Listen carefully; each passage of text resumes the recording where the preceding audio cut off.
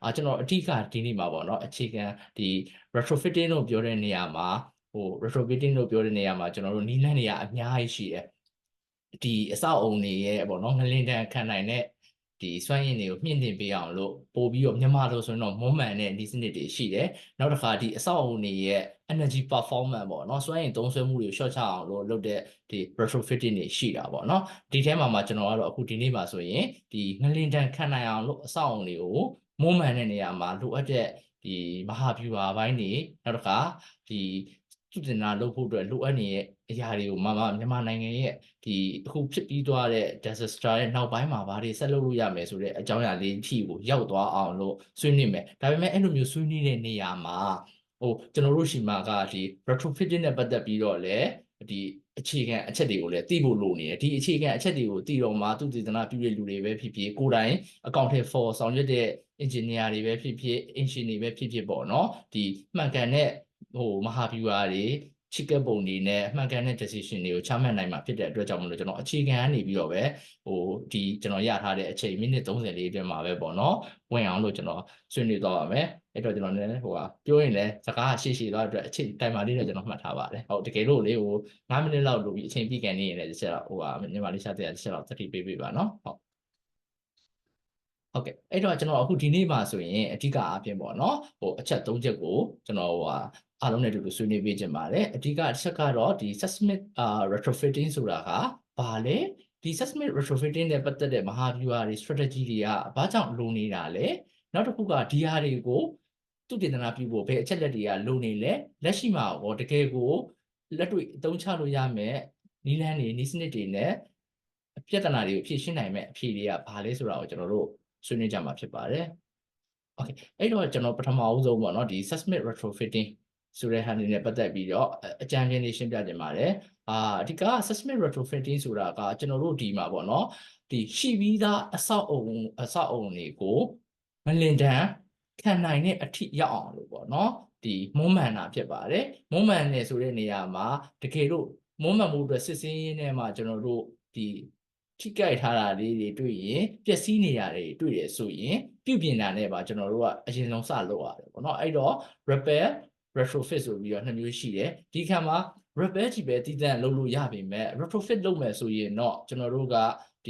ီလိုအပ်တဲ့ဒီအကဲဖြတ်မှုတွေလုပ်ပြီးတော့မှလိုအပ်တာတွေကိုပြုပြင်ပြီးမှပဲ retrofit ဆိုတာကိုစလုပ်လို့ရတယ်ပြုပြင်စရာရှိတဲ့ဟာတွေကိုမပြုပြင်ဘဲနဲ့ retrofit ဆိုတာကိုလုပ်လို့မရအောင်အဲ့တော့အရှင်းဆုံးပြောရမယ်ဆိုရင်ကျွန်တော်တို့တခုခုထိကြိုက်တန်ရရပြီးတော့ပျက်စီးနေတာရှိရဆိုရင်အရင်ဆုံးကျွန်တော်တို့ပြုပြင်ရပါမယ်ပြုပြင်ပြီးတော့ငကိုအခြေအနေကိုပြန်ရောက်သွားတဲ့အခါမှသာလျှင်ကိုက energy performance အတွက်ကိုမွမ်းမံကျင်တာလားငလင်တန်ခံနိုင်အောင်မွမ်းမံကျင်တာလားဆိုတဲ့ဟာတွေကိုထပ်ပြီးတော့စဉ်းစားရပါတယ်ဟုတ်ကဲ့အဲ့တော့အဓိကကျွန်တော်တို့ဒီ seismic retrofitting ကိုကျွန်တော်တို့နိုင်ငံမှာဘာကြောင့်လုပ်ဖို့လိုအပ်လဲဆိုတာတော့အများကြီးပြောဖို့မလိုတော့ဘူးပေါ့နော်ကျွန်တော်တို့အားလုံးလည်းတမိုးကြီးရဲ့သင်ခန်းစာတွေကနေပြီးတော့မှကိုယ့်ရဲ့မျက်စိရှိမှာပဲကြုံတွေ့နေရတယ်နံပါတ်1အနေနဲ့ကတော့အရေးကြီးဆုံးဖြစ်တယ်ကျွန်တော်တို့လူအသက်တွေကိုကာကွယ်ဖို့ဖြစ်ပါတယ်နောက်ထပ်ဒုတိယအချက်အနေနဲ့ကတော့ကျွန်တော်တို့ဒီငလင်တန်းကိုခံရတဲ့အခါမှာဆိုရင်လူအသက်တွေကိုဆုံးရှုံးရတာအပြင်ကိုမှဒီစီးပွားရေးအရာပေါ့နော်ငွေကြေးအရာထိခိုက်နေတာဆုံးရှုံးရတယ်နိုင်ငံအနေနဲ့လည်းဆုံးရှုံးရတယ်လို့တဦးတယောက်ချင်းအနေနဲ့လည်းငွေကြေးအပြင်နေတာဆုံးရှုံးရပါတယ်ဒီငလင်ကြောင့်စီးပွားရေးအရာထိခိုက်နေတာဆုံးရှုံးမှုတွေကလည်းကမ္ဘာပေါ်မှာဆိုရင်ဒါဒုတိယအများဆုံး disaster ကြောင့်ဖြစ်တဲ့ထိခိုက်ဆုံးရှုံးမှုဖြစ်ပါတယ်ပထမအဆုံးချက်ကတော့ဒီရေကြီးတာကြောင့်ဖြစ်တာပေါ့နော်နောက်တစ်ခုကကြတော့ဒီ seismic retrofitting ကိုသာမလုပ်ဘူးဆိုရင်ကျွန်တော်တို့ recovery ပေါ့နော်ပြန်လည်ပြီးတော့ထူထောင်တဲ့နေရာမှာလည်းကြာရှည်တာတွေကိုတွေ့ရပါတယ်ဒါကြောင့်မို့လို့ကျွန်တော်တို့ကဒီdisaster တခုဖြစ်သွားပြီဆိုရင် seismic retrofitting ကိုကျွန်တော်တို့စနစ်တကျပြန်လည်လုပ်ဖို့လိုတယ်အဲ့လိုလုပ်တဲ့နေရာမှာဆိုရင်institution level ကနေစပြီးတော့မူဝါဒတွေချတဲ့အနေစပြီးတော့မှဒီအောက်ခြေမှာအကောင့်ထဲပေါ်ကြတဲ့ ancient တွေဒီပါဝင်ရတဲ့ဒီ engineer တွေစောက်လုပ်ရေးလုပ်သားတွေထိကိုလိုအပ်ပါတယ်ဒီနေရာမှာဒီ seismic retrofitting ရဲ့ strategy တွေအကြောင်းကိုမပြောခင်မှာဒီ retrofitting လုပ်တဲ့နည်းလမ်းတွေနည်းစနစ်တွေအများကြီးရှိတယ်အဲ့ဒီအများကြီးကိုပြောနေရင်ဒီနိုင်ဝက်အတွင်းမှာဘယ်လိုမှမလုံလောက်နိုင်တဲ့အတွက်ကြောင့်မလို့ကျွန်တော်အနေနဲ့မြန်မာနိုင်ငံအတွက်တင့်တော်တဲ့ဒီ retrofitting လုပ်လို့ရတဲ့ဒီစနစ်တွေနည်းလမ်းတွေကိုအကြမ်းမြင့်ကျွန်တော်ဒီမှာရွေးပြီးတော့မိတ်ဆက်ပြီးတော့ဆွေးနွေးပေးမယ်ပြီး ပြီးတော့မှအဲ့ထဲမှာနမူနာပေါ့နော်အများဆုံးသုံးပြုလို့ရမယ့်ဒီ case တစ်ခုကိုရွေးထုတ်ပြီးတော့ပဲအသေးစိတ်လေးကျွန်တော်ဆွေးနွေးပေးဖို့ပြင်ဆင်ထားပါတယ်အဓိကနေအပြင်ကျွန်တော်တို့ရှိမှဆိုရင်ဒီ RC လို့ခေါ်တဲ့အအဆောက်အုံနေများတဲ့အတွက်ကြောင့်မလို့ RC jacketing လို့ခေါ်တဲ့နည်းစနစ်တစ်ခုရှိပါတယ်နောက်တစ်ခုက RC shear wall တွေထပ်ပြီးတော့ထည့်တဲ့နည်းစနစ်တွေရှိတယ်နောက်တစ်ခုကကျတော့ steel ရည်နဲ့jacketing လို့ခေါ်တဲ့ steel jacketing steel bracing ဆိုတဲ့ဟာတွေရှိတယ်ဒါကတော့တန်ကိုအသုံးပြုတဲ့နည်းစနစ်နှစ်ခုရှိတယ်နောက်တစ်ခုကကျတော့ဒီ fiber reinforced polymer လို့ခေါ်တဲ့ဒီ fiber carbon fiber သားကိုအသုံးပြုပြီးတော့ retrofit လုပ်လို့ရတဲ့နည်းလမ်းတွေရှိတယ်နောက်တစ်ခုကကျတော့mass reduction technique လို့ခေါ်တဲ့ဒီအစအဦးတွေရဲ့ပေါ့နော်ဥမာ၄ဓာတ်လောက်ရှိတဲ့ဒီအဆောက်အဦတစ်ခုကငလင်တန်းကိုတင့်သွားတဲ့အခါမှာဆိုရင်ဒီအဆောက်အဦရဲ့ငလင်တန်းခံနိုင်စွမ်းကိုတိုးမြင့်မှုတစ်ခါမှာဒီမူလတိစောက်ထားတဲ့အခြေအနေကိုကြည့်ပြီးတော့မှကျွန်တော်တို့က၃ထပ်တိုက်ကိုအပေါ်ဆုံးကတစ်ထပ်ကိုလျှော့ချပြီးတော့နှစ်ထပ်ပဲသုံးတာမျိုး၄ထပ်တိုက်ဆိုရင်အပေါ်ဆုံးကတစ်ထပ်ဒါမှမဟုတ်နှစ်ထပ်ကိုလျှော့ပြီးတော့နှစ်ထပ်ပဲသုံးတာမျိုးဆိုတော့ဒီသူ့ရဲ့ဒီ mass တူတယ်ကို short ချတဲ့နီးလန်းနေနဲ့လည်းကျွန်တော်တို့ retrofit တွေလုပ်လို့ရတယ်ဒီနီးလန်း6နီးရဆိုရင်တော့ကျွန်တော်တို့လက်ရှိမြန်မာနိုင်ငံအတွက်ကိုပေါ့နော်ဒီအသင့်တော်ဆုံးနဲ့ဒီဖြစ်နိုင်ခြေအရှိဆုံးနီးလန်း6မျိုးကိုပြပြပေးခဲ့တာဖြစ်ပါတယ်ဒါဆိုရင်ဒီနီးလန်း6မျိုးကိုကျွန်တော်တို့က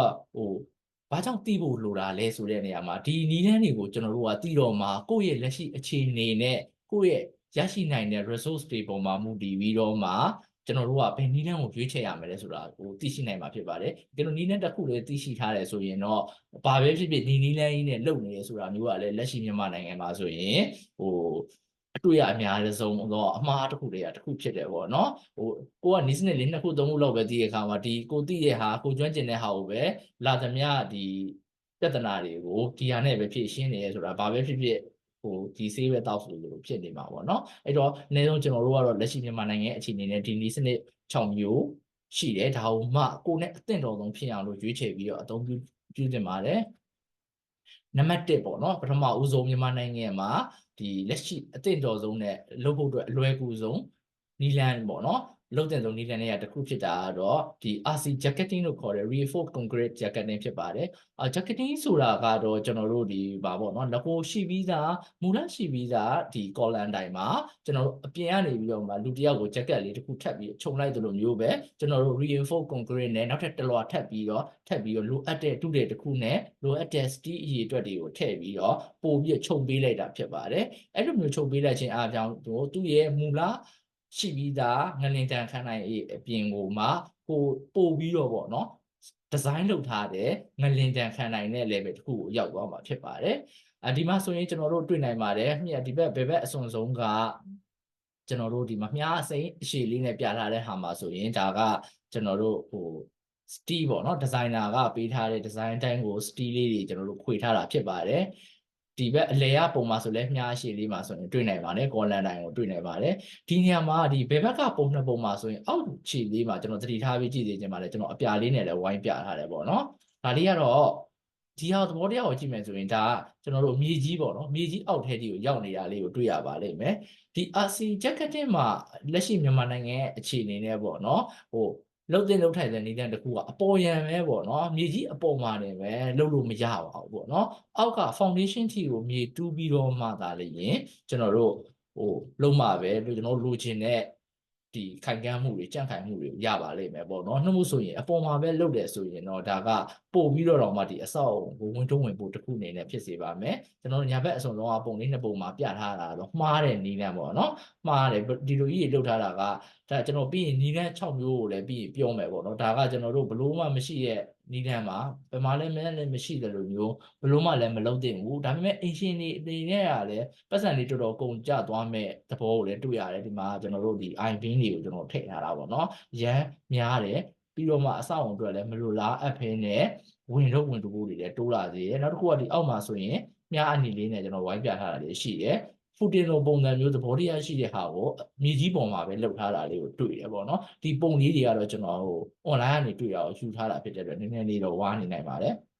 အဲ့တော့ဒီလိုမျိုးမလုပ်လို့မရဘူးဒီဘက်ကလိုမျိုး RC jacketing ကိုသုံးမယ်ဆိုရင်အဓိကဒီ foundation ထိကိုပါပေါ့နော် load transfer လုပ်ပေးဖို့လိုတယ်ဆိုတဲ့အချက်လေးတစ်ချက်ကိုတော့ကျွန်တော်တို့ဒီသိထားဖို့လိုပါတယ်ခင်ဗျာဟုတ် နောက်တစ်ခါဒါဆိုရင်ဒါပုံနှစ်ပုံကိုကျွန်တော်ရှင်းပြထားတာပါ before and after ပါဒီ RC jacket နဲ့လုပ်ပြီးသွားပြီဆိုရင်မူလတိုင်ထက်ကိုပို့ပြီးတော့နည်းနည်းလေးတော့ကြီးသွားနိုင်တယ်ဒါပေမဲ့ဒီဘက်မှာဆိုရင်ကျွန်တော်ဒီမှာညာဘက်ကပုံလေးမှာပြထားသလိုသူကအောက်ထီကိုလှုပ်ထားတာပြီးရင်တော့ပြန်ပြီးတော့မြေကြီးတွေပြန်ဖို့လိုက်မယ်အပြန်ချောလိုက်မယ်ဆိုရင်တော့ငကိုမူလအခြေအနေကိုတော့ပြန်ပြီးတော့ရောက်နိုင်တယ်ဒီနေရာမှာပေါ့နော်ကျွန်တော်တို့ဒီ retrofitting လုပ်တဲ့နီလန်အားလုံးမှာအရေးအကြီးဆုံးတစ်ချက်ရှိတယ်အဲ့ဒါကိုတော်တော်များများကအခုတင်ဒီကိုလုပ်ထားတာမတွေ့ရဘူးလုပ်ထားရင်လည်းမှားနေအောင်တွေ့ရတယ်အခုတက်ရှိကျွန်တော်ဒီမှာဒီကျွန်တော်မြေပြင်မှာလုပ်နေတဲ့ဒီ volunteer engineer တွေရဲ့ပြန်ပြီးတော့ပို့တယ်ပေါ့နော်ပုံနေရဆိုရင်ကျွန်တော်တို့ဒီကအရေးကြီးဆုံးအချက်ပေါ့နော်အမှားအများဆုံးဖြစ်နေအချက်တစ်ချက်ရှိပါတယ်ဒါကတော့ဒီမှာကျွန်တော်ဒီမှာလေးရေးပေးထားပါတယ်အဓိက propping လို့ခေါ်ပါတယ် propping ဆိုတာကတော့ကျွန်တော်တို့ဒီမှာပြောချင်တာဒီ temporary scaffolding နဲ့ဖြစ်နိုင်တယ်ပေါ့နော်ဒီຢာတွေကိုပြန်လည်ပြီးတော့ပြုပြင်တော့မယ်မုံမှန်တော့မယ်ဆိုရင်ကျွန်တော်တို့ယာယီအထောက်အကူပစ္စည်းတွေပေါ့နော်မြန်မာလို့ဆိုရင်တော့ညမ်းလို့ပဲခေါ်မလားပေါ့နော်အဲ့ဒီလိုမျိုးယာယီအထောက်အကူပြုတဲ့ဟာတွေကိုစနစ်တကျထောက်ကူပေးဖို့လိုတယ်အသုံးပြုပေးဖို့လိုတယ်ဒီနေရာမှာတချို့ကကြတော့မသုံးဘဲနဲ့လုပ်နေတာတွေလည်းရှိတယ်တချို့ကြတော့သုံးတယ်ဒါပေမဲ့ဒီစနစ်တွေကမှားနေတယ်အခုလိုမျိုးပေါ့နော်ဒီmajor output တစ်ခုလှုပ်သွားပြီးတဲ့အချိန်မှာဆိုရင်ဒီနောက်ဆက်တွဲငယ်လေးတွေကဇက်တိုက်လာတတ်တယ်အဲ့ဒီအချိန်မှာအဲ့ဒါတွေကိုပြီးအောင်မဆောင်ဘဲနဲ့ကျွန်တော်တို့ကပြင်မယ်ဆိုရင်များသောအားဖြင့်ကျွန်တော်တို့ကမပြင်စေချင်ဘူးပေါ့နော်ဒီအချိန်မှာဘာကိုလုပ်ထားမှာလဲဆိုတော့ယာယီအထောက်အကူပြုနေနဲ့ပဲထိန်းထားရမယ်ဒီနောက်ဆက်တွဲငယ်လေးတွေအနှဲငယ်ငြိမ်သွားပြီဆိုတဲ့အခါမှသာပြုပြင်ခြင်းနဲ့မုံမှန်ခြင်းလုပ်ငန်းတွေကိုစရမှာပေါ့နော်ဒီလိုစတဲ့နေရာမှာပြုပြင်မုံမှန်တာကိုမစောင့်နိုင်တော့လို့ပဲပြင်တော့မှာပဲဖြစ်ဖြစ်ဒီယာယီအထောက်အကူတွေကိုပဲပေးတာပဲဖြစ်ဖြစ်ပေါ့နော်ဒါအရေးကြီးဆုံးနဲ့အများဆုံးမှားနေတဲ့အချက်ပေါ့နော်တကယ်လို့ကိုယ့်ရဲ့ပတ်ဝန်းကျင်မှာရှိရဲဆိုရင်လည်းပြန်လည်မျှဝေပေးစီတဲ့အချက်လေးပါဒါကယာယီအထောက်အကူပြုတဲ့ပစ္စည်းတွေကိုကျွန်တော်တို့အသုံးပြုပြီးထောက်ကူတဲ့အခါမှာပေါ့နော်ကျွန်တော်ဒီမှာအဝါရောင်မြားလေးနဲ့ပေါ့နော်ပြပေးထားတာတွေရှိပါတယ်ဒါကတော့ကျွန်တော်တို့ဒီ scaffolding board လို့ခေါ်တာပေါ့နော်ဒီကျွန်တော်တို့ဒီတန်ချောင်းတွေကိုဒါမှမဟုတ်ရင်တစ်သားချောင်းတွေနဲ့အထောက်အကူပြုပြီးတော့ပဲထောက်ပေါ့နော်ဒီကျွန်တော်တို့ကွန်ကရစ်သားတွေကိုပေါ့နော်မျက်နှာချက်စီလင်းတွေကိုအပေါ်ကဘင်းတွေကိုပေါ့နော်ရက်မတွေကိုကျွန်တော်တို့ဒီအချွန်နဲ့ပေါ့နော်တစ်သားအချွန်နဲ့ပဲဖြစ်ဖြစ်တန်အချွန်နဲ့ပဲဓာတ်တန်ထောက်လို့မရအောင်ဂျားထဲမှာပေါ့နော်ကျွန်တော်တို့ဒီ bearing လို့ခေါ်တဲ့ bolt ခေါ်တဲ့ဒီတစ်သားပေါ့နော်ဒါမှမဟုတ်ရင်အထက်သားတစ်ခုကိုခံပြီးတော့မှသုံးပြရပါမယ်အဲ့လိုမှအသုံးမပြုဘဲနဲ့ဒီတန်အနေနဲ့ဓာတ်ရိုက်ကွန်ကရစ်သားကိုထောက်ထားမယ်ဆိုရင်ကျွန်တော်တို့ကိုယ်တိုင်စမ်းစာနိုင်တယ်ကျွန်တော်တင်ထောက်ကူပစ္စည်းလေးတွေယူလာတယ်အဲ့ဒါအခုကျရှားမဟုတ်ဒီမှာပေရန်လေးနဲ့လေဘောပင်လေးနဲ့အားလုံးနဲ့အနားမှာဘောပင်လေးရှိတယ်ပေါ့နော်ကိုယ့်ရဲ့လက်ကိုအဲ့ဒီဘောပင်ပေါ်မှာတင်ပြီးတော့ဒါလက်ကိုအားကိုရှော့ချလိုက်တောက်မထားနဲ့တော့အားရဆိုရင်အရန်ကိုနာမှာပေါ့နော်အဲ့ဒီလိုမျိုးပဲကျွန်တော်တို့ဒီကွန်ကရစ်သားတွေကိုဒီအချွန်နဲ့ဂျားထဲမှာဘယ်နေဘုတ်မခံမနဲ့ထောက်ထားရင်အဲ့ဒါကကွန်ကရစ်ရဲ့ကာဘာသားတွေကိုကျွန်တော်တို့ကွဲကြည့်ပြီးတော့နောက်ထပ်ဒဏ်ရာတွေပေါ့နော်ဒီအဆောက်အအုံမှာထပ်ဖြစ်နိုင်တယ်မခံနိုင်ဘူးအဲ့ဒါကြောင့်မလို့ကျွန်တော်တို့ကဒီမှာအပေါ်မှာဝိုင်းပြထားတဲ့အတိုင်းပဲပေါ့နော်ဒီမှာဆိုတစ်သားချောင်းလေးတွေပေါ့နော်ထပ်သားလည်းသုံးလို့ရတယ်ဒါကိုမဖြစ်မနေခံဖို့လိုတယ်နောက်တစ်ခုကကျတော့အောက်မှာဆိုရင်ထုံနည်းတစ်ကောင်ပဲကျွန်တော်ဒီမှာမြားအဝါလေးနဲ့ပြထားတဲ့ဟာပေါ့နော်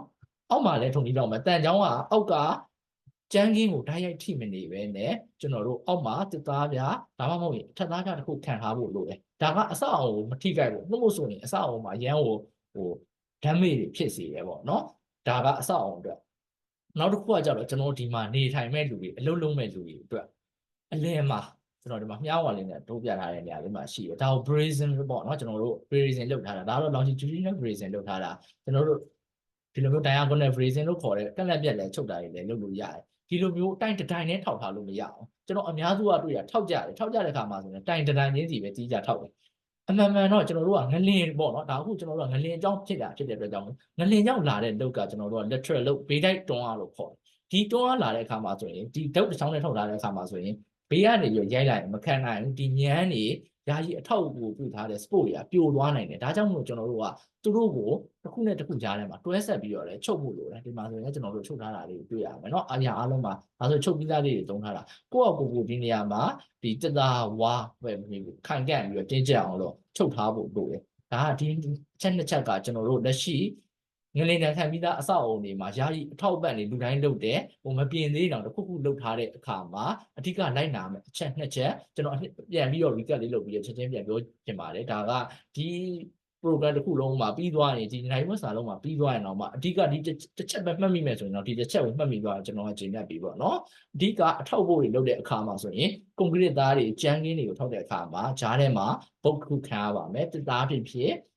်အထက်သားဖြစ်သုံးလို့ရတယ်အပေါ်မှာပဲခံရတယ်လို့မျိုးပဲအောက်မှာလည်းကျွန်တော်တို့ခံဖို့လိုတယ်ဒါကနံပါတ်1အချက်နံပါတ်2အချက်အနေနဲ့ bracing လို့ခေါ်တဲ့ longitudinal bracing တွေအနည်းဆုံးသုံးဖို့လိုတယ် diagonal bracing တွေပါသုံးရင်တော့ပို့ပြီးတော့ကောင်းတယ်နော်ဒါဒီအချက်လေးကအရန်ကိုအခုလက်ရှိမှာပေါ့နော်အများစုက90%လောက်ကမှားနေပြီးတော့အသက်အန္တရာယ်အတွက်လည်းစိုးရင်ရတယ်လို့ဒီအဆောက်အုံတွေရဲ့ကြက်ခိုင်မှုတက်လည်းစိုးရင်ရတဲ့အတွက်ဒါလေးကိုကျွန်တော်ဦးစားပေးပြီးပြောတာပါဒါဆိုရင်တစ်ချက်ရပြီနော်နောက်တစ်ခုကကြတော့ retrofit လုပ်တဲ့ခါမှာဆိုကျွန်တော်တို့ကခုနကရှေ့မှာဆိုရင်ကျွန်တော်တို့ဒါ column တွေကိုပဲ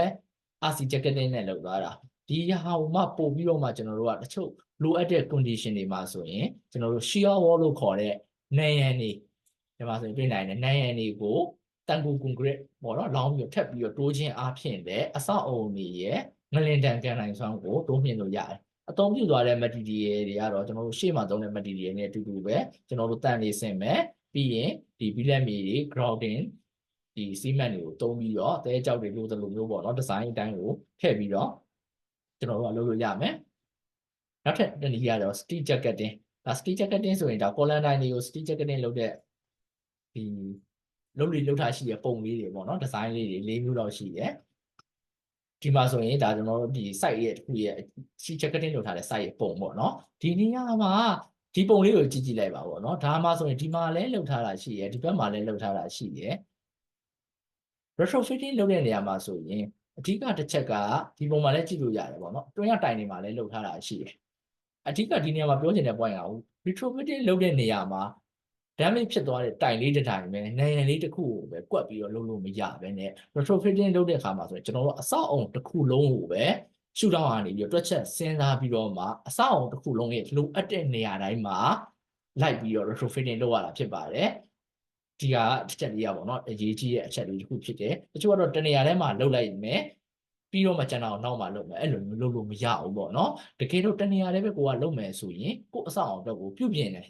တာတည်တတ်မယ်အရှင်လုပ်ထားလို့ရတယ်ကျန်တာအတွက်ပတ်စံအကုန်မခံနဲ့အောင်ပေါ့နော်ဘာဖြစ်လို့လဲဆိုတော့ဒီအဆောက်အုံကငလင်ကြောင့်ထိခိုက်နေရသွားတယ်တိုင်နေရှိမယ်နေရနေရှိမယ်ဒါကိုကအဆောက်အုံတစ်ခုလုံးကို retrofitting မလုပ်ချင်ဘူးဆိုရင်ကျွန်တော်တို့က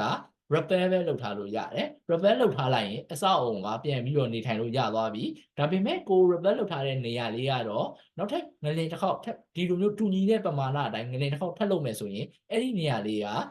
ပြန်ပြီးတော့ damage ပြန်ဖြစ်သွားနိုင်တယ်ဒါပေမဲ့ကိုအဆောက်အုံကအရင်တုန်းကငလင်မှာတော့မပြိုခဲ့တဲ့အတွက်ကြောင့်မလို့တော့နောက်တစ်ခါလည်းထပ်ပြီးတော့ပြိုမှာတော့စိုးရင်ကြမရှိဘူးအဲ့ဒီလိုအခြေအနေကြောင့်မလို့တကယ်လို့ကိုကအဆောက်အဦတစ်ခုလုံးကို retrofitting မလုပ်နိုင်ဘူးဆိုရင်ပတ်စံအကုန်ရမခံနဲ့ repair ဆိုတဲ့ state မှာပဲကိုက easy နေလို့ရတယ်ပေါ့နော်ဒါကတစ်ချက်ပါဒါမှဆိုရင်လည်းမြင်နိုင်တယ်အဆောက်အဦတစ်ခုလုံးเนาะကျွန်တော်တို့လုပ်ကြပြီဆိုရင်အကုန်လုံးကိုစဉ်းစားပြီးအကုန်လုံးကိုလုပ်ရတာတိုင်လေးတစ်တိုင်လေးကွက်ပြီး retrofitting လုပ်မှမရဘူးနောက်တစ်ခုကတော့ဒါ steel bracing steel bracing ဆိုရင်လည်းဒီလိုလည်းကောင်းပဲဒါလည်းဆိုရင်ကျွန်တော်မြန်မာနိုင်ငံမှာတွေ့ရတာပေါ့နော်ဒီနီးလန်းကလုံးဝရှိတယ်မရှိသလိုမှားနေတာပေါ့နော်ဒီလိုပုံစံနဲ့လည်းလုပ်လို့မရအောင်အဓိကအချက်ကဒီဘက်မှာဆိုရင်ညအစိမ်းရောင်အတူလေးနဲ့ပြထားရရှိတယ် C stretcher လေးနဲ့ support လုပ်တယ်ပြီးတော့မှ crossing bracing လုပ်ပြီးတော့ချုပ်ထားတာလေးကိုတွေ့ရတယ်မယ်ဒါဒီလိုမျိုးကြီးလုပ်ထားတယ်ဒါပေမဲ့ကျွန်တော်ဒီပုံလေးတစ်ပုံပဲပြလိုက်လို့ပေါ့နော်ဒီတနေရာလေးပဲလုပ်လို့ရတယ်လို့ထင်နေပါဆိုလို့ကျွန်တော်တို့မှာ bearing တစ်ခုလုံးကို analysis လုပ်ထားတဲ့ပုံလေးကိုပါထည့်ပြပေးတာဒီဘက်တောင်းမှာတွေ့နိုင်တယ်ဒီလိုမျိုးကိုအဆောက်ကျွန်တော်တို့အဆောက်တစ်ခုလုံးရဲ့လူတဲ့နေရာတွေအားလုံးမှာလိုက်ထည့်ရတာဒီတနေရာလေးကိုလုပ်သွားလို့မရဘူးပေါ့နော်အဲ့တော့ဒီမှာဆိုရင်လည်းဒီလိုမျိုးလုပ်ထားတာကမှားတယ်ဘလို့မှမရှိတဲ့ဒီစနစ်တွေနဲ့လုပ်ထားတယ်နံပါတ်1ချက်နေလဲသူကsteel bracing နဲ့ခက်ဆင်ရှိပေမဲ့ steel bracing လည်းဖြစ်အောင်လို့ bracing လည်းမပါဘူးထည့်မှလည်းမဟုတ်ဘူးဘာကြောင့်လဲဆိုတော့ဒီမှာအပေါက်ရှိတယ်ဒီနေရာမှာ spacing တွေသုံးဖို့အတွက် usable space တွေဖြစ်တဲ့အတွက်ဒီနေရာမှာသုံးမှာဖြစ်တဲ့အတွက်လူသွားလူလာလုပ်ဖို့အစီအစဉ်ရှိတဲ့အတွက်ကြောင့်မို့သူတို့ဒါနောက်မှထည့်မဲ့အစီအစဉ်လည်းမရှိဘူးဆိုတော့ကျွန်တော်အနေနဲ့သေချာပြောနိုင်တယ်နောက်တစ်ခုကကြတော့ steel bracing လုပ်တဲ့အခါမှာဒီဘက်ကဘယ်ဘက်ကပုံမှန်ကြည့်လိုက်ရင်သိနိုင်တယ်ကျွန်တော်တို့မူလ concrete သားအပြင်ကိုမှconcrete သားကိုခွဲပြီးတော့မှ steel ပေါ့နော် RC steel structure ပေါ်အောင်လို့ကျွန်တော်ပြန်ပြီးတော့ထွင်းထားတာရှိနိုင်တယ်။ဘာကြောင့်လဲဆိုတော့ steel bracing လုပ်တဲ့အခါမှာဆိုရင် concrete ငကိုရှိပြီးသား concrete သားမှာတွဲဆက်လိုက်လို့မရအောင်ဒီ concrete သားကိုကာဗာတွေကိုခွာပစ်ပြီးတော့ steel original steel တွေပါလာအောင်ပေါ့နော်ပြန်လုပ်ရတယ်လုပ်ပြီးတော့မှ ချိတ်ဆက်ပြီးတော့မှ concrete ပြန်လောင်းရတဲ့ဟာတွေလည်းနည်းနည်းတော့ပါတယ် grounding concrete တွေလောင်းရတယ်ပါဒီမှာဆိုလည်း form လေးရိုက်ထားတာဒီထဲမှာတန်ကြောင်းလေးတွေရှိပြီးတော့ဒါထိတ်ဆက်ပြီးတော့ပြန်ပြီး grounding mortar တွေနဲ့ပြန်လောင်းပါပေါ့နော်ဒီမှာဆိုရင်လုံးဝမရှိဘူးဒါကကျွန်တော်ဘလို့မှမရှိတဲ့နီးလန်းတွေနဲ့ရှောက်လုံလာတာပေါ့နော်ဘလို့မှမဟုတ်ဘူးကျွန်တော်တို့ကဆေးတော့ဆေးပဲဒါပေမဲ့ကိုယ့်ရဲ့ဒုက္ခပေးမဲ့ဆေးဒီအစာအုပ်ကဒီတိုင်းလှုပ်လိုက်ခြင်းအပြင်တခုခုငလင်တန်ခံလိုက်ရတယ်ဆိုရင်တော့မှအရင်တစ်ခေါက်ကဘာမှမဖြစ်လို့ဒီအိမ်ကြီးကပြန်ပြင်ကြတာလေဒီတိုင်တွေတန်တိုင်တွေထည့်လိုက်တော့မှဒီအိမ်ကလူတွေအတွက်အသက်အန္တရာယ်ရှိနိုင်တယ်ဒီလို condition တွေကိုဖြစ်သွားတာဒီဟာတွေကမတော်တဆပြုတ်သွားမယ်ဆိုရင်ကျွန်တော် proper ကျွန်တော် connection မရှိဘူးပြုတ်သွားပြီးတော့ဒီတန်ချောင်းတွေရိုက်ပြီးလို့သိနိုင်တယ်ငကို original မှာအပေါ်ကပြုတ်ကြတာဘာမှမရှိသလိုပြုတ်ကြထားတာလည်းမတွေ့ရဘူးပေါ့နော်ဒါတွေဆိုရင်ဒါဒီတန်ချောင်းတွေဆိုရင်ဈေးကြီးတယ်ဈေးရန်ကြီးတဲ့တန်ချောင်းတွေဖြစ်ပြီးတော့ဒါကိုပတ်စံတွေကုန်ပြီးတော့မှပေါ့နော်ကိုယ့်ကိုယ်ကိုအသက်အန္တရာယ်ရှိတဲ့အခြေအနေတွေပြန်ပြီးတော့ဖန်တီးနေတာဒီပုံစံအားဖြင့်ဆိုရင်ဒီကောင်ဆိုရင်ကျွန်တော်တို့ကဒီ bending movement လို့ပဲပြော gravity လို့ပဲပြောအစအုံရဲ့အပေါ်ကလာတဲ့လုပ်ကို foundation ကြီးကိုလွှဲပေးတဲ့ပုံစံမျိုးတော့ဟုတ်တယ်ဒါပေမဲ့ဒီအဆောက်အုံမှာတကယ်လိုနေတာကငလင်ရောက်လာတဲ့ lateral force တွေပေါ့နော်ဘေးကလာတဲ့အားကိုခံနိုင်အောင်လုပ်အောင်မှာဖြစ်တဲ့အတွက်ဒါကြီးကမလိုအပ်ဘဲနဲ့ပတ်စံတွေကုန်ခံပြီးတော့အသက်အန္တရာယ်ရှိနိုင်မဲ့အန္တရာယ်တွေတော့ပိုများစေနိုင်တာပေါ့နော်ငလင်လို့နိုင်ရမှာဘီလိုလေးကတ်ထားရင်တော့အဲ့ဘီလိုပြုတ်ကြရင်အသက်ကြီးရဲ့လူတွေနဲ့ငယ်ရဲ့လူတွေဆိုရင်အန္တရာယ်ရှိနိုင်တယ်ဒီလိုအဆောက်အုံထဲမှာတန်ချောင်းတွေထည့်လိုက်တာငလင်လုပ်လိုက်တော့အပေါ်ကနေပြုတ်ကြရင်ပဲဖြစ်ဖြစ်ဘေးကနေပြီးတော့လိမ့်ကြလာရင်ပဲဖြစ်ဖြစ်ဒါဒီအန္တရာယ်ရှိနိုင်တဲ့အခြေအနေတွေဖြစ်တယ်ပေါ့နော်ဟုတ်ကဲ့ဒါဆိုတော့နောက်တစ်နည်းကတော့ဒါကျွန်တော် fiber reinforced polymer FRP ကိုကျွန်တော်တို့ဒီအသုံးပြုပြီးတော့လုပ်ရတဲ့နည်းစနစ်ပါဒီမှာဆိုရင်ကျွန်တော်တို့ repair အနေပြီးတော့မှ retrofit ကိုဘယ်လိုသွားတဲ့ဟာလေး process တစ်ခုလုံးမြင်အောင်ကျွန်တော်ပြထားပါတယ်ဒါကတော့ဒီငလင်တန်ကြောင့်ကွန်ကရစ်သားလေးအနှဲငယ်ပဲ့သွားတဲ့ corner တိုင်းမှာဒါကတော့ပို့ပြီးတော့နည်းနည်းများများပဲ့သွားတယ်ကြည်သွားတာတွေရှိတဲ့အခါမှာအဓိကအချက်က repair မလုပ်ခင်မှာဆိုရင်ကြည်မွသွားတယ်ဒဏ်ရာဖြစ်သွားတယ်ကွန်ကရစ်တွေအားလုံးကိုကျွန်တော်တို့အကုန်အောင်ဖယ်ရှားရပါမယ်ကုန်းအောင်ပေါ့နော်လုံးဝမကြအောင်ဖယ်ရှားပြီးတော့အမှုန်တွေမရှိအောင်လို့တန်ပရက်နဲ့တိုက်တန်ရှင်းတွေလုပ်ပြီးတော့မှကျွန်တော်တို့ဒီပြုပြင်ရမယ့် needs တွေအတိုင်းပေါ့နော်ပြန်ပြီးတော့ပြင်လိုက်တယ်ဆိုရင်ဒါဟာ repair ဖြစ်သွားပါပြီဒီတိုင်းပဲထားရင်လည်းအဆင်ပြေတယ်ပေါ့နော်အဲ့ဒါကိုမှနောက်ထပ်လိုအပ်ရင်ထပ်ပြီးတော့ retrofit လုပ်မယ်ဒီမှာဆိုရင်တော့ကျွန်တော်တို့ကဒီ carbon fiber reinforced polymer ကိုသုံးပြီးတော့retrofit လုပ်ထားတာပါသူကကျွန်တော်တို့ဒီတင်ပြူးဖြာလေးလို့ဝါးနှီးဖြာလေးလို့တေးသေးလေးပဲအဲ့ဒါကိုမှ carbon fiber အလွှာလေးတွေနဲ့ရက်ထားလိုက်တယ်ဒီဟာကိုလိမ့်လိုက်ကြီးလာတယ်အဲ့ဒါကိုမှကျွန်တော်တို့ကဒီမှာဒီ structure design ရဲ့တွက်ချက်မှုရ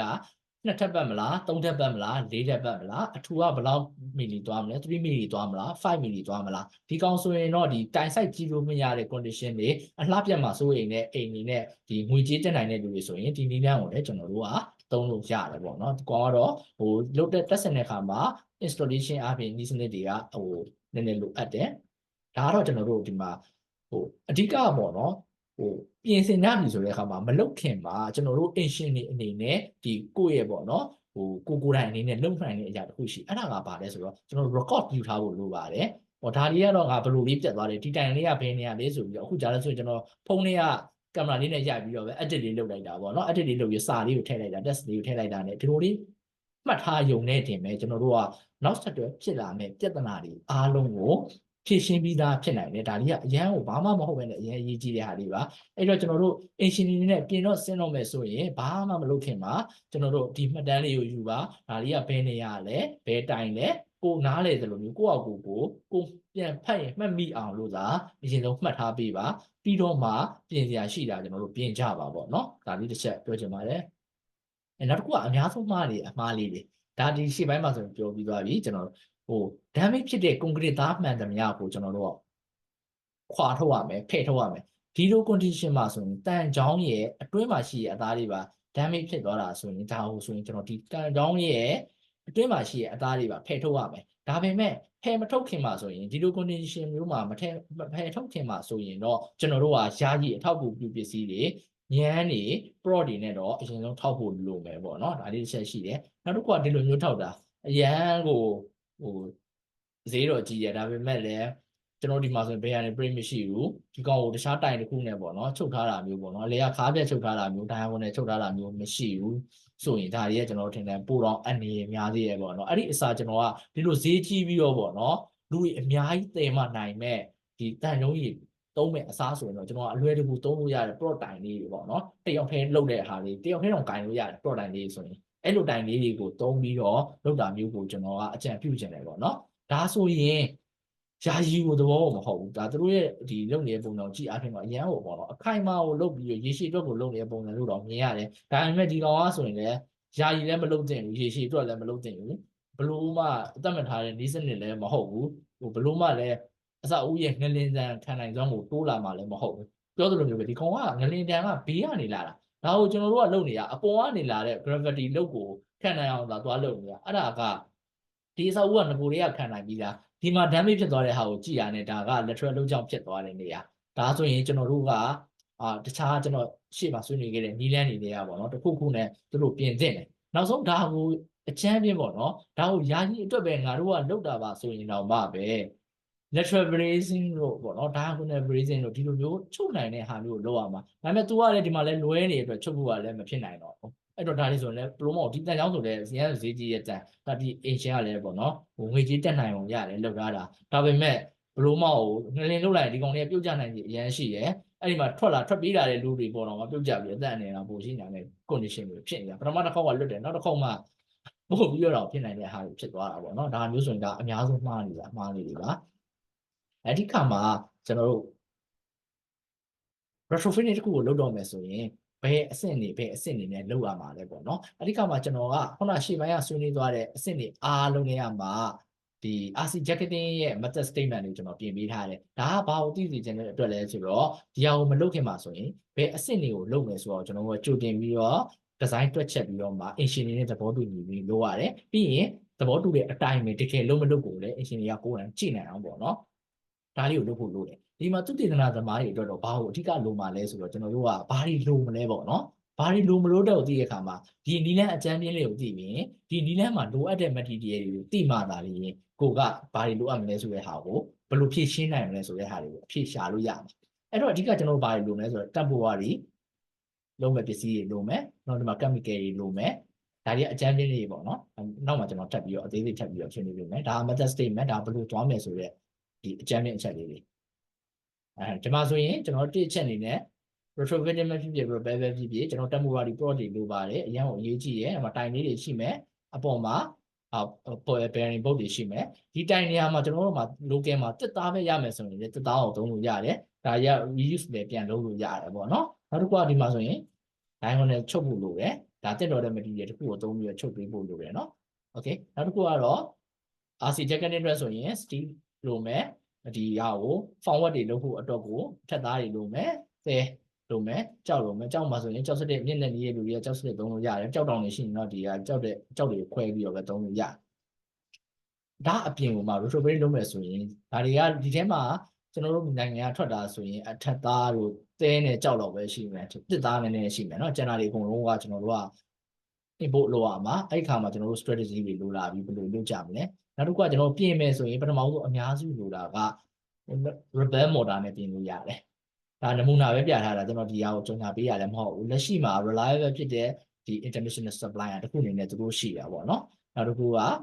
bonding agent လို့တယ်ဒီ bonding agent ကကြတော့ဘယ်လိုသုံးတာလဲဆိုတော့မူလ concrete သားနဲ့နောက်ထပ်လောင်းမဲ့ concrete သားနဲ့ကိုတွဲဆက်အားကောင်းအောင် bonding agent ကိုသုံးတာနောက်တစ်ခုကကြတော့တန်တွေကိုစိုက်တဲ့အခါမှာဆိုရင်ကျွန်တော်တို့အပေါက်တွေဖောက်ပြီးစိုက်တဲ့အခါမှာတန်ကိုဆက်တဲ့ကော်ပေါ့အလွယ်အဲ့လိုပြောရင်တော့အနေနဲ့သုံးတယ်နောက်တစ်ခုကကြတော့တန်တွေကပုံနေတဲ့အခါမှာဆိုရင်ကျွန်တော်ပြန်ပြင်တဲ့အခါမှာတန်ကြီးတွေမတက်အောင်လို့သုံးပေးရတဲ့ဟာဒီတန်ကြီးမတက်အောင်သုံးတဲ့ chemical တွေပေါ့နော်ဒါတွေလို့ပဲအဲ့တော့ဒါတွေကကျွန်တော်တို့ဒီ RC jacketing တစ်ခုလုပ်မယ်ဆိုရင် DPC တွေလိုတယ်အဲ့တော့ DPC တွေကဘယ်အဆောက်အအုံတွေတို့ကိုပုံမှန်တော့ဘယ်လောက်တွေလိုလဲဆိုတာကလည်းကျွန်တော်တို့စဉ်းစားရမယ့်အချက်တွေထဲမှာတစ်ချက်ဖြစ်တာပေါ့နော်အဲ့တော့ကျွန်တော်ဒီမှာဆိုရင် system retrofitting ကိုလုပ်တဲ့အခါမှာဆိုရင် engine တွေပဲဖြစ်ဖြစ် data ဆိုင်ရာအဖွဲ့အစည်းတွေပဲဖြစ်ဖြစ်ပေါ့နော်တွားရမယ်ဒါဟိုလုပ်ရမယ်အဆင့်လေးတွေနံပါတ်1အနေနဲ့ဆိုရင်ကျွန်တော်တို့စပြီးတော့ retrofitting လုပ်တော့မယ် retrofit လုပ်တော့မယ်ဆိုပြီးစပြီး initiate လုပ်တဲ့အခါမှာနံပါတ်1အနေနဲ့အရေးကြီးဆုံးကကျွန်တော်တို့ risk assessment ကိုလုပ်ဖို့လိုတယ် risk assessment ကိုဒီကျွန်တော်တို့လက်ရှိမြန်မာ condition မှာဆိုရင်ပိုးပြီးတော့လိုတယ် risk assessment ကိုဟိုမလုပ်လို့ကိုမရဘူးပေါ့နော် risk assessment ဆိုတဲ့နေရာမှာကျွန်တော်တို့ကဒီမှာဆိုရင်တော့ဒီအဆောက်အအုံရဲ့ baking လုံခြုံမှုတွားရောက်ပြီးတော့သူတည်တနာလုပ်တဲ့ assessment အကဲဖြတ်တဲ့ဒီတွားလုပ်မဲ့လူတွေရဲ့ဒီ health and safety နောက်တစ်ခုကကြတော့ပတ်ဝန်းကျင်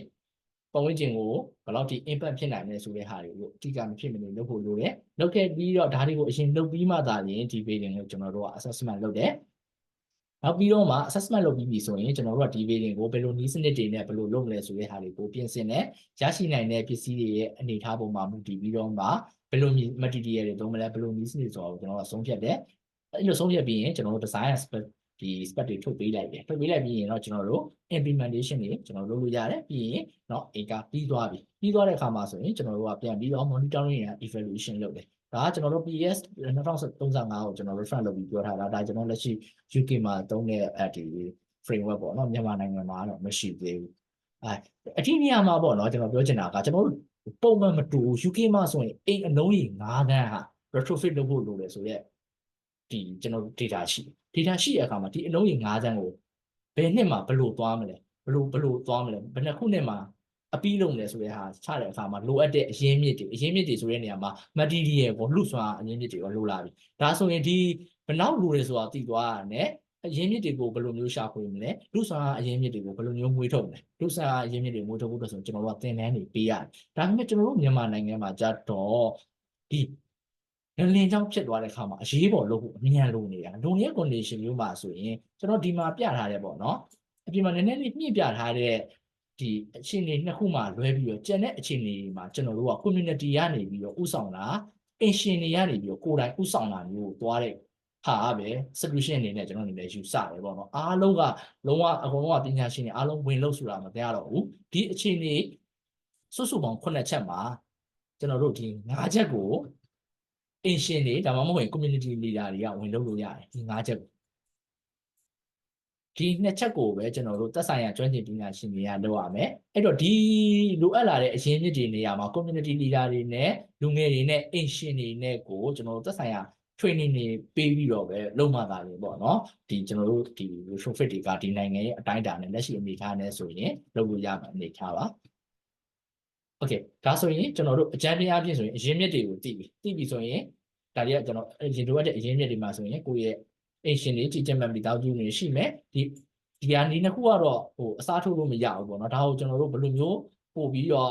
effective ဖြစ်အောင် efficient ဖြစ်အောင်ရှိတဲ့ result နဲ့သုံးတယ်ဆိုတာကျွန်တော်တို့ရှာရမယ် solution တွေပေါ့နော်ဒီဟာတွေကတော့ကျွန်တော်တို့အနည်းငယ်ဖြည့်ရှင်းလို့ရတယ်ကိုယ့်အကိုလိုအပ်တဲ့ဒီ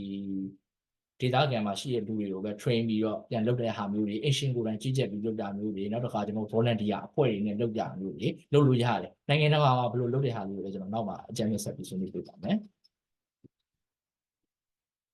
ဟုတ်ကဲ့မြန်မာဒီ suspect retrofitting strategy ကကျွန်တော်တို့ဘာကြောင့်လိုအပ်နေရလဲနောက်ပြီးတော့ဘာကြောင့်ဒီလိုလုပ်စရာတွေအများများတဲ့အချိန်မှာမှအရေးပေါ်အနေနဲ့ကိုလိုအပ်နေရလဲဆိုတော့ကျွန်တော်အများကြီးထွေထူးတော့မပြောတော့ဘူးဒီမှာAvisha ဆက်တဲ့တောင်းစင်းဝက်ဆိုလိုမျိုးပဲကျွန်တော်တို့ဒီလိုမျိုး disaster တစ်ခုဖြစ်လာပြီဆိုရင်အရင်ဆုံးတုံ့ပြန်ရမယ် emergency response units တွေကိုယ်တိုင်ကိုကကျွန်တော်တို့ပြိုလဲသွားတဲ့အခါမှာကယ်မဲ့သူကမရှိတော့ဘူးဒါဆိုရင်ဒီပုံလေးဆိုရင် okay အတိအသာဆုံးပဲအရေးပေါ်ဌာနတစ်ခုလုံးပြိုလဲသွားမှတော့ဒီအရေးပေါ်ဖြစ်လာတဲ့လူတွေကယ်နေမှုလို့ရှိဟုတ်တယ်အဲ့တော့အရင်ဆုံးနံပါတ်1အချက်နေလဲမြန်မာနိုင်ငံမှာရှိတဲ့ငလင်အန်ရရှိတဲ့ data မှာရှိတဲ့အရေးပေါ်တုံ့ပြန်ရေး unit တွေအစအုံတွေအားလုံးကတော့အရေးပေါ် retrofit လုပ်ဖို့လုပ်တယ်ဒါမှသာငလင်လုပ်တဲ့အခါမှာကျန်တဲ့သူတွေထိခိုက်သွားတဲ့အခါမှာသူတို့ကလာရောက်စေကူတာမှုခံယူရတာငလင်ကြောင့်ဖြစ်တဲ့မီးတွေကိုမီးငိမ့်သက်နိုင်တာနောက်တစ်ခုကသူတို့မှာလာပြီးတော့ပေါ့နော်ဒီနားခိုရနေရအနေနဲ့ယာယီနားခိုရနေရအနေနဲ့သုံးလို့ရမယ်ဒီနေရာမှာကျွန်တော် school တွေကိုလည်းပေါ့နော်အမြန်ဆုံး retrofit လုပ်ရမယ့်ထဲမှာထည့်သွင်းစဉ်းစားစေချင်တယ်သူတို့က emergency unit မဟုတ်ဘူးဆိုတော့ညာလဲလူအများကြီးအိမ်ထဲမှာစုနေကြတာဖြစ်တဲ့အတွက်ပေါ့နော်ကျွန်တော်တို့ရဲ့ဒီထိခိုက်မှုတွေကဒ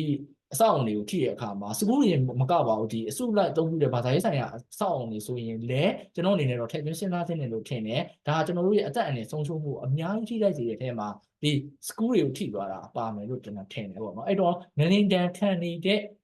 ခန္ဓာကြီးရှိတဲ့ဥပမာဆိုအခုဆိုရင်ပဲခူးတို့တောင်ကူတို့ဆိုရင်ဒါအားလုံးသိတယ်ငလင်အရင်လည်းဖြစ်ဘူးတယ်မလုပ်တာလည်းကြာပြီဆိုရင်ဒီဒေသရဲ့မှာရှိတဲ့ဒီလို unit တွေက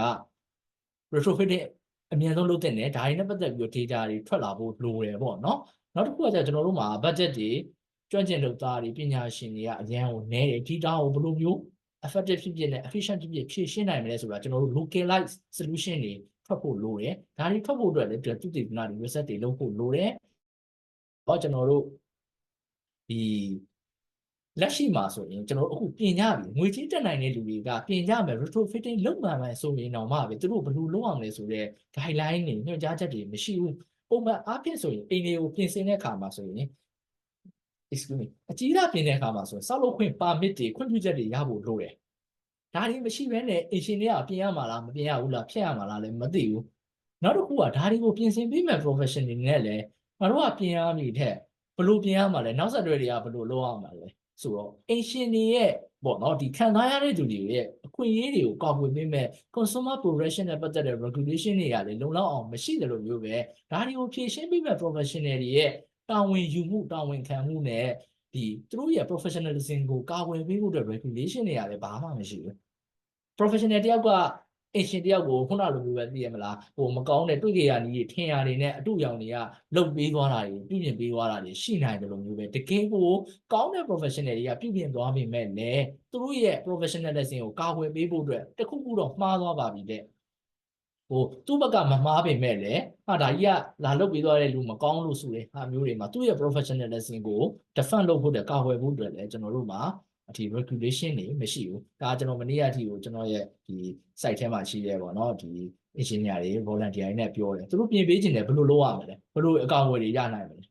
engineer ကလည်းဒီအကြီးကပြင်လို့ရတယ်ကျွန်တော်တို့ professional ရပြင်လို့ရတယ်ဒါပေမဲ့ तू ကစေးုံဖြစ်နေတယ်နေတဲ့စေးုံဆိုတော့ကျွန်တော်ပြန်ပြင်လိုက်လို့နောက်တစ်ခါထပ်ပြင်ရင်ကျွန်တော်ဒုက္ခရောက်မလားဒါတွေဘယ်လိုလုပ်ကြလဲအခုချိန်လေးကို step ဖြစ်နေဒါတွေကျွန်တော်ရှေ့ဆက်မသွားနိုင်တော့ဘူးပေါ့နော်အဲ့တော့ဒါတွေက recovery မှာဒါတွေဒါမရှိရင် rapid recovery တွေကဘယ်လိုမှမဖြစ်နိုင်ဘူးလို့နော်အဲ့တော့ဒီဟာမှာဆိုရင်ကျွန်တော်တို့ကဒါလိုအပ်နေတဲ့ဟာတွေโอเคအဖြေတွေကဘာတွေရှိမလဲကျွန်တော်တို့ညံပြီးတော့စဉ်းစားကြည့်အောင်ပေါ့နော်အဓိကကတော့ဘယ်လိုနေရာတွေကအရင်ဆုံးလုပ်ဖို့လိုအပ်နေလဲဆိုတဲ့နေရာတွေ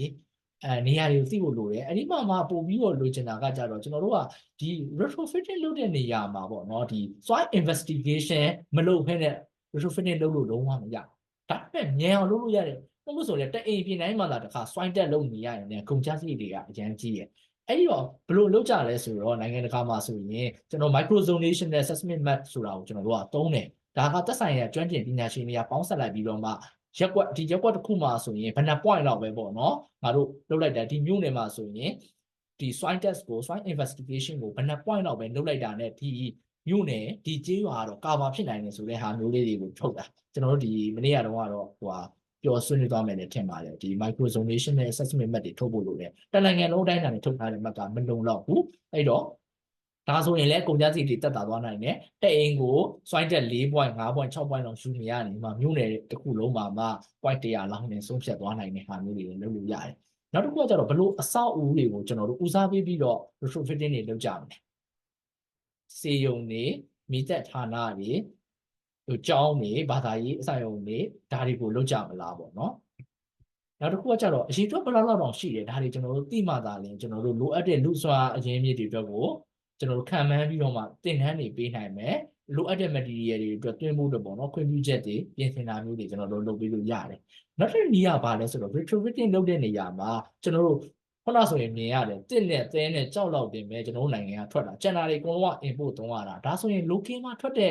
ပစ္စည်းတွေနဲ့သုံးပြီးတော့ရောငါတို့မိသားစုမိယိုးဖလာသုံးခဲ့တဲ့ traditional method တွေနဲ့ကောငလျင်ခံနိုင်အောင်လုပ်လို့မရဘူးလားဆိုတော့ရပါတယ်ဒီနည်းလမ်းတွေကိုကျွန်တော်တို့ကဖော်ထုတ်ဖို့လိုတယ် local မှာဘေးပစ္စည်းတွေထွက်တယ်ဒါတွေကဘယ်လိုသုံးလို့ရတယ်ဒါတွေကကျွန်တော်ကွန်းဆင်းပြီးတော့သူတည်တနာတွေလုပ်တဲ့အခါမှာဆိုရင်အများကြီးထွက်လာနိုင်တယ်ပေါ့နော်ဥပမာအဲ့လိုမျိုးလုပ်တဲ့အခါမှာဆိုရင်ဒီငလျင်ဖြစ်တဲ့နေရာတွေကိုတွားမယ်တွားပြီးတော့မှမပြိုဘဲနဲ့မပျက်စီးဘဲနဲ့ကြံခဲ့တဲ့ဒီ traditional method နဲ့စောက်ထားတဲ့ဟာတွေကိုကျွန်တော်တို့ကပြန်ပြီးတော့နမူနာယူဓာတ်ပုံရိုက်မှတ်တမ်းတင်ဒါတွေကို design modeling ပြန်ထိုင်ပြီးတော့မှအများသုံးနိုင်တဲ့ design တွေပြန်လဲထုတ်ပေးချင်တာတွေလည်းဒီလိုမျိုးလေးလည်းလုပ်လို့ရတယ် local မှာဟုတ်တယ်ဒီဥမာဘီလက်မီအစားထိုး line plastering တွေကိုဘယ်လိုပြန်ပြီးတော့သုံးလို့ရမလဲဒါတွေကလည်းကျွန်တော်တို့အတွက် solution တွေဖြစ်နိုင်ပါတယ်ဒါတွေကကျွန်တော်တို့ဒီသူတည်နာတွေလုပ်ပြီးတော့အတည်ပြုပြီးတော့အဖြေတွေဝိုင်းရှာကြရမှာဖြစ်ပါတယ်ဒီမှာဆိုရင်အကြံပြင်းဆိုရင်တစ်ချက်အနေနဲ့ကျွန်တော်အနေနဲ့အကြံပြုချင်တာပေါ့နော်ဒီလက်ရှိဖြစ်နေမှာဆိုရင်ကျွန်တော်တို့ကဒီ home owner တွေကိုယ်တိုင်ဥဆောင်ပြီးတော့ assessment လုပ်နိုင်ရမယ်လုပ်ဖို့အတွက်နားလည်ရမယ်ဒါကလည်းမခက်ခဲဘူးဒါကျွန်တော်တို့ဒီမှာဆိုရင်ယူကေမှာဆိုရင်တော့မှပဲပေါ့နော်ဟို intensive ဆိုရင်9ရက်လောက်ပေးလိုက်ရင်ကိုဒါက retrofit assessment နဲ့ပတ်သက်ပြီးတော့သူတို့အကြံပြင်းသူတို့လုပ်နိုင်သွားပြီနောက်တစ်ခုကကြတော့ community ဒါကနေဥဆောင်ပြီးတော့လုပ်တဲ့ဟာ ဘာကြောင့်လဲဆိုတော့ကျွန်တော်ဒီရှေ့ပိုင်းမှာဒီလူတဲ့ပစ္စည်းတွေပြောခဲ့တယ်ပေါ့နော်ဒီဟာတွေကတကယ်တမ်းကျတော့တချို့အိမ်တွေအတွက်ဆိုရင်တဝက်လောက်ပဲကုန်တယ်ဒီပစ္စည်းတွေဆိုရင်နည်းနည်းပဲကုန်တယ်ဒါပေမဲ့ကိုကအိမ်ဟိုပြင်ဖို့အတွက်ကိုဒီပစ္စည်းတဘုံလုံးကြီးဝယ်ပြင်ရမယ်ဆိုရင်လည်းဈေးကအဆမတန်ကြီးတယ်အဲ့ဒါဆိုရင်ကျွန်တော်တို့ကအားလုံးစုပေါင်းပြီးတော့ပေါ့နော် community ကနေဥဆောင်ပြီးတော့မှကျွန်တော်တို့ဒီဝယ်လိုက်မယ်ဆိုရင်ပစ္စည်းတွေ waste မဖြစ်တော့ဘူး quality အရေးအတွက်လည်းကျမသွားဘူး waste မဖြစ်ဘူးကျွန်တော်ဆိုရင်ဒီဟာတွေကိုတရင်ချင်းစီလိုက်ပြီးတော့ပြင်ပေးမှုတယ်အဓိကပြဿနာကဘာလဲဆိုတော့ပစ္စည်းပြီးတဲ့အခါမှာအဲ့ဒီပစ္စည်းတွေကပို့ပြီးကြံနေခဲ့တာပို့ပြီးကြံနေတဲ့ပစ္စည်းတွေကိုတခြား site တွေမှာပြန်သုံးလို့ရတာဆိုတော့လည်းမရဘူးဘာကြောင့်လဲဆိုတော့ဒီပစ္စည်းတွေမှာတက်တန်းရှိတယ်သူက6လလောက်ပဲစားတော့ကုန်နေလို့ပဲစတင်ပြီးတော့ထုတ်လုပ်လိုက်တဲ့အချိန်ကနေစပြီးတော့မှ6လ maximum တစ်နှစ်ပဲရှိတယ်เนาะဒီပစ္စည်းတွေကဒါကလည်းသတိထားရမယ့်တစ်ချက်ပေါ့เนาะတချို့ဆိုင်တွေကဒိတ်လွန်နေတဲ့ဟာတွေကိုရောင်းတာမျိုးရှိတယ်လို့တချို့ကအကြာကြီးဝယ်စုထားလိုက်ရင်လည်းဒါတက်တန်းဟိုကုန်သွားတာရှိနိုင်တယ်ဒါဆိုရင်အားလုံးစုပေါင်းပြီးတော့မှအဲ့မှာ community ဆိုတဲ့နေရာမှာအများဆုံးမဟုတ်ရင်တော့မှ9ရင်6ရင်တော့ပေါင်းတာမျိုးပဲဖြစ်ဖြစ်ဥပမာရွာတွေရွာမှာဆိုရင်ကျေးရွာကျေးတဲ့ကျမ်းမာရေးစေပေကန်ဘုံကြီးကျောင်းရယ်နောက်တစ်ခါအဲဒီလိုမျိုးခိုးလုံးတဲ့နေရာ3အိမ်တော့ပေါင်းပြီးတော့မှတစ်ခုလုပ်မယ်ဆိုရင်ဒါကဟို quality အရေးသွေးမရောချပဲနဲ့ဒီဈေးနှုန်းအကုန်ကြတိကို short ချနိုင်တဲ့နည်းလမ်းတစ်ခုအနေနဲ့လည်းသုံးလို့ရတယ်နောက်တစ်ခုကကြတော့ဗာလဲဆိုတော့ခုနကတော့ရှေ့ပိုင်းမှာပြောခဲ့လို့ပဲလိုအပ်တဲ့ပစ္စည်းတွေမှာကျွန်တော်တို့ဒီမှာဒီညမ်းနေနောက်တစ်ခုကကြတော့ဒီ prod တွေပေါ့နော် prod တိုင်တွေရှိတယ်ဒါအပြင်မှာကျွန်တော်တို့ glider လို့လိုတာမျိုးတွေ trimmer တွေလုပ်တယ် blower တွေလိုတာရှိတယ်ဒီပစ္စည်းတွေဆိုရင်ကျွန်တော်တို့တစ်ခါပဲသုံးပါဒါဆိုရင်ကျွန်တော်တို့ကြေးရွာတွေမှာဖြစ်ဖြစ်မြို့နယ်မှာလည်းဖြစ်ဖြစ် two library လေးထားလို့ရတယ်ဒါဆိုရင်ဥမာဒီရင်းတိုင်းငှားပေးတာမျိုးပဲဖြစ်ဖြစ်အခမဲ့ငှားပေးတာမျိုးပဲဖြစ်ဖြစ်ဆိုရင်လည်းဒီ tool တွေကိုသုံးပြီးအခါမှာဒီအိမ်တွေကိုပြန်လည်ပြင်ဆင်တဲ့အခါမှာဆိုရင်ကုန်ကျစရိတ်တွေကတက်တာသွားနိုင်တယ်ဒါကတစ်ချက်နောက်တစ်ခုကကျတော့ training တွေပေးဖို့လိုတယ်ဒီနေရာမှာဆိုရင်ဒီ sector တစ်ခုလုံးမှာပါတဲ့လူတွေအတွက်ပေါ့နော်ကျွန်တော်တို့ training တွေပေးခြင်းအားဖြင့်လည်းဥမာကိုတိုင်းပြင်မယ်ကိုတိုင်းပြင်မယ်ဒါတွေကကျွန်တော်တို့အကုန်လုံးက transferable skill ဖြစ်တယ်ဒီဟာတွေကိုပြင်တဲ့အခါမှာအကုန်လုံးကသင်ကြားပေးလိုက်ရင်တင်ယူလိုက်ရင်ဒါတွေကကိုယ်တိုင်လုပ်နိုင်တာဖြစ်တဲ့အတွက်ကြောင့်မလို့ဟိုအဝေးကြီးကနေပြီးရန်ကုန်ကမန္တလေးကပညာရှင်တွေကျွမ်းကျင်သူသားတွေခေါ်နေရင်ဟိုသူတို့ကကားနဲ့လာရင်ကားကတွေပစ္စည်းတွေတည်လာရင်ကုန်ကြစည်တွေအများကြီးဒါကိုကိုယ်တိုင် online ကနေလည်းတင်ယူလို့ရတယ်ပေါ့နော်ဒါမှမဟုတ်လည်း train the trainer တွေကနေတစ်ဆင့်တင်ပေးပြီးတော့မှသွားပြီးတော့လုပ်ပေးတာရင်တင်လုပ်လို့လည်းရတယ်နောက်တစ်ခုကကြတော့ကျွန်တော်တို့ water နဲ့ depth ပေါ့နော်ဒါဆိုရင်ဒီလိုမျိုးပေါ့အလွယ်ပြောရရင်တော့ကျွန်တော်တို့ဝချမ်းပြားလေးတွေနဲ့ကို freight ဒီအားကိုကာတယ်ပြီးတော့မှအပြင်ကနေပြီးတော့မှကျွန်တော်တို့ဒီမှာ short လေးတွေနဲ့ data မှာရှိရပေါ့နော် material လေးတွေနဲ့သုံးလိုက်တယ်အဲ့ထဲမှာထပ်ပြီးတော့တက်နိုင်ရင်ဒီ stabilizer လေးတွေနည်းနည်းထည့်လေးရတယ်မထည့်လည်းရတယ်ဒီကောင်ကလည်းဟိုငလင်တန်ခံနိုင်တဲ့နေရာမှာ approve ဖြစ်ပြီးသားပေါ့နော်ဒါတကယ်သုံးလို့ရတယ်ဒီအပေါ်မှာမြင်ရတဲ့အဆောက်အဦဆိုရင်ဒါနှစ်ထပ်အဆောက်အဦဒါဆိုရင် तू အောက်ထက်က Adobe House လို့ခေါ်တယ်ကျွန်တော်တို့ဒီရွှွန့်ရယ် store ရယ်ပေါ့နော်ကောက်ရိုးရယ်ရွှွန့်ရယ်ကိုကျွန်တော်တို့လုံးနေပြီးတော့မှမှုလေးနဲ့ရိုက်ထားတယ်ဘာမှဟို input ပစ္စည်းတစ်ခုမှမပါဘူးကောက်ရိုးနဲ့ဒီရွှွန့်နဲ့စပကွန်နဲ့ပါတယ်အလုံးနဲ့စောက်ထားတယ်ဒါအောက်ထက်ကဒီအပေါ်ထက်ကကြတော့ကျွန်တော်ဒီမှာပြောတဲ့နီးစနစ်ဒီနီးစနစ်နဲ့ဒီဝချမ်းပြားလေးနဲ့ဒီရွှွန့်လေးနဲ့သုံးပြီးစောက်ထားတဲ့ဟာဒါဆိုရင်ပုံစံကဘာမှမချပါဘူးကျွန်တော်တို့ဒီအုပ်နေရတဲ့အာစီတိုင်းနေနဲ့မှကျွန်တော်တို့ဒီကျွေးရတယ်မှာစောင့်နိုင်တာမဟုတ်ဘူးဒီဟာမျိုးတွေဆိုရင်လည်းဒါတွေကဟို average base တွေပဲပေါ့နော်ဒါတွေဒီ structure design တွေ detail drawing တွေကျွန်တော်တို့ထုတ်ပေးနိုင်တယ်ဒါတွေလုပ်ပေးလို့ရတယ်နောက်တစ်ခုကတော့ web parties လို့ခေါ်တယ်ဒီမှာတော့ဟိုကျွန်တော်တို့ဒီမှာဆိုရင်တော့မြန်မာနိုင်ငံမှာတော့ရင်းနှီးပြီးသားကျွန်တော်လိုအားပေးတွေပေါ့နော်လိုအားပေး volunteer တွေလိုအားပေးတွေစုဖွဲ့ပြီးတော့ရေးကြီးလိုအပ်တဲ့အဆောက်အအုံတွေမှာဝင်ပြီးတော့ဟိုကုညီပြီးတော့ဆောင်ရွက်ပေးတာလုပ်ကံမျိုးရတယ်ဒါတွေကတော့ကျွန်တော်မြန်မာနိုင်ငံအတွက်တော့အရန်ဟိုဒီငယ်တွေတဲ့အရန်တက်တက်ကြွကြွနဲ့လုပ်တယ်အရန်လည်းသုံးလို့ရနိုင်တဲ့လုပ်ဖြစ်နိုင်တဲ့နည်းလမ်းပေါ့နော်နောက်တစ်ခုကကျတော့ standardized housing design တွေလုပ်မယ်ကျွန်တော်တို့က retrofit လုပ်တဲ့အခါမှာဆိုရင်ခုနပြောတယ်ပညာရှင်တွေကအများကြီးလိုတဲ့ design တွေကဆွဲရတယ်အဲ့လိုမျိုးဒီကိုနောက်ဆက်တွဲတွေမှာအဲ့လိုမဖြစ်တာဘူးဆိုရင်ဘယ်လိုမျိုးလုပ်လို့ရလဲဆိုတော့ကျွန်တော်တို့ကဒီတစ်မျိုးတစ်နဲ့တွေ့ရမှာ design ပေါင်းစုံပုံစံပေါင်းစုံကိုဒီ structure design တွေ drawing တွေမရှိဘဲနဲ့စောင့်နေရတဲ့စာရင်ဒီ design 3-4မျိုးလောက်ကိုစနစ်တကျ structure တွေ engineer တွေ detail design တွေအကုန်ထုတ်ထားလိုက်မယ်ဒါတွေကိုပဲဒီ3မျိုးတွေကနေမှတစ်ဆင့်ပေါ့နော်ဒီ design တွေကိုယူပြီးတော့ကျွန်တော်တို့အခမဲ့ဖြန့်ဝေပြီးတာအောင်မှစောင့်မယ်ဆိုရင်ဒါကကျွန်တော်တို့ကုန်ကျစရိတ်အရန်ကိုတက်တာပြီးတော့ဒါဆိုနောက်ပိုင်းမှာဆိုဒါဟိုအခမဲ့ပေးလို့တော့ရတယ်ဆိုရင်ကုန်ကျစရိတ်မရှိဘဲနဲ့ကို engineering building တွေဖြစ်တာပဲအခုလိုမျိုး non engineer building တွေစောင့်နေမယ်အစားတော့ engineering building တွေကိုဒီလိုပုံစံတူတူပဲကိုစောင့်ချင်းဖြင့်လဲ ရောက်နိုင်တယ်ပေါ့နော်ဒါတွေကကျွန်တော်တို့ဒီဖြစ်နိုင်ရရှိတဲ့ solution လေးတွေကိုဆွေးနွေးပေးတာဒါတွေကိုအသေးစိတ်ကတော့ဒီ on ground မှာရှိတဲ့ကျွန်တော်တို့ဒီမှာရှိတဲ့သူတေသနပညာရှင်တွေကဆက်လက်ပြီးတော့အဆောင်ရွက်ပေးရမှာဖြစ်ပါတယ်အဲ့တော့အခုကျွန်တော်ဒီနေ့ဆွေးနွေးပေးတာကဒီလောက်ပါပဲအားလုံးကိုကျေးဇူးလည်းအများကြီးတင်ပါတယ်တကယ်လို့ပေါ့နော်အချိန်ရသေးမယ်ဆိုရင်တော့အားလုံးကမေးရမေးခွန်းလေးတွေကိုကျွန်တော်ဖြေပေးချင်ပါတယ်